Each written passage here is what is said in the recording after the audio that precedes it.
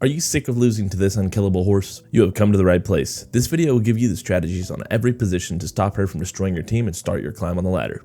Here, we will learn how to counter Orisa on every position. Before we get into how to counter Orisa, we need to understand Orisa as a hero to exploit her weaknesses. Orisa has had a lot of changes since the original Overwatch. Let's break down her abilities to understand what we're up against. We will start with the Augmented Fusion Driver. Her primary fire, this projectile weapon does 6 to 12 damage per shot, 120 damage per second, depending on the range. It has a damage fall-off range of 20 to 25 meters. This is important because it was recently extended and pushed her heavily into the meta.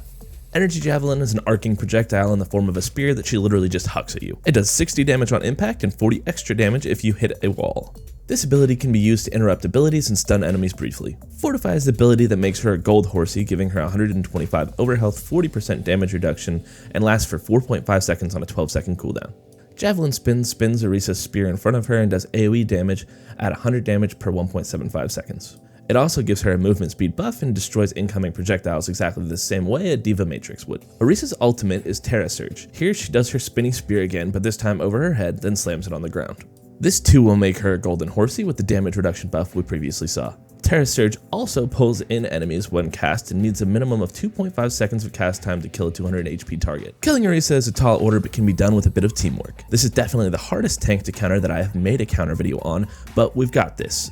Let's get into it. The key to countering Orisa is going to be capitalizing on her low mobility and leaving her alone to fight your team. The best DPS counter to Orisa is going to be Junkrat. Junkrat's ability to spam from range or from above is going to be extremely helpful while you're fighting the good fight due to his ability to not only damage her, but keep her team from being able to stack up with her. After Orisa's recent buff, her primary fire is something that DPS players need to keep an eye out for, as she does a decent amount of damage from a longer than expected range. Junkrat is great for this due to his ability to shoot over cover and around corners without having to put himself in danger. Orisa's large size and slow movement makes it incredibly difficult for her to keep out of the way of Junkrat's spam while also effectively taking space. Junk spam also makes taking space incredibly difficult for her because she has no way of keeping her damage off of her team for a long period of time or diving on you. While Junk spam is dropping into space that would otherwise be filled by Orisa and her team, it makes this space unusable due to the threat of Junk's high damage output. Riptire, while not much of a threat to Orisa herself, is a major threat to her backline that she is unable to assist with or do anything about.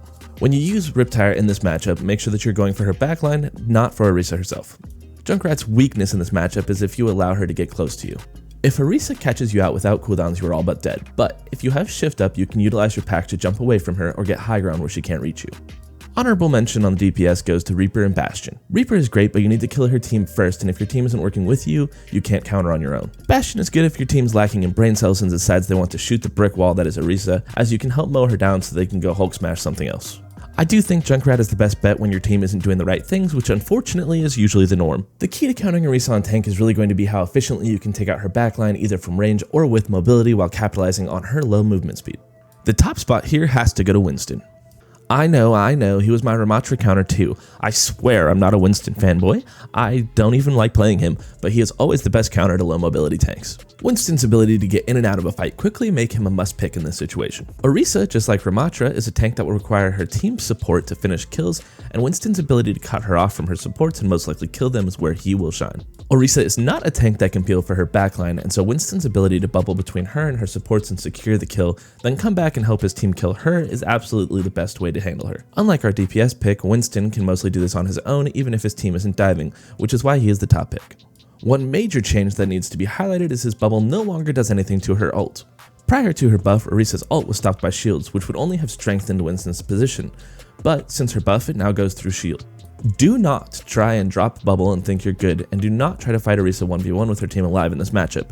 You will lose. Diva would be a decent alternate pick here, but she is unable to stop Orisa from shooting her during her dive. Diva's only way to stop damage is Defense Matrix, which requires you to look in their direction. When you are diving, you most likely will be turned the opposite way and be getting shot in the back by the enemy Orisa. This inability to mitigate damage during your dive makes Winston the better pick. On support, Zen is finally having his moment. Orisa has no shield and no movement ability. Her largest strength is how much damage she can take. Orisa cannot, however, take much damage with the Discord orb on her forehead and the whole team focusing her. While depending on what your other support picks, you may find yourself lacking healing a bit. Contrary to popular bronze player belief, damage wins games, not healing. If you can wildly outdamage their team and keep them without a tank the whole game, Zen's healing plus another support should be more than enough to keep them up long enough to win the fights.